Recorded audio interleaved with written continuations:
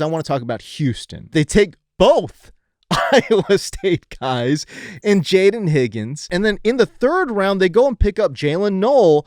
Houston, in one off season, remakes and rebuilds their wide receiver room. I love what Houston did here. They need to get Stroud going. What better way to do that than getting two guys here in both Jaden Higgins and Jalen Noel? I like the fact that they bring in Jalen Noel into Houston and potentially plays that Tank Dell spot as well. This will be, in my opinion, I think Jalen Noel will be the best slot receiver that CJ Stroud has worked with in his young career. No disrespect to Stephon Diggs, who they did run out of the slot a lot. But even if Jalen Noel ends up being the full-time slot player for Houston, they put them in their college spots because, as you mentioned, Higgins played outside, Jalen Noel played inside. If that's what they end up going with, then either way, I think Jalen Noel, if he ends up being that inside player, ends up being the most consistent and perhaps the most explosive slot player that CJ Stroud has ever worked with. And for me, I think that's really exciting.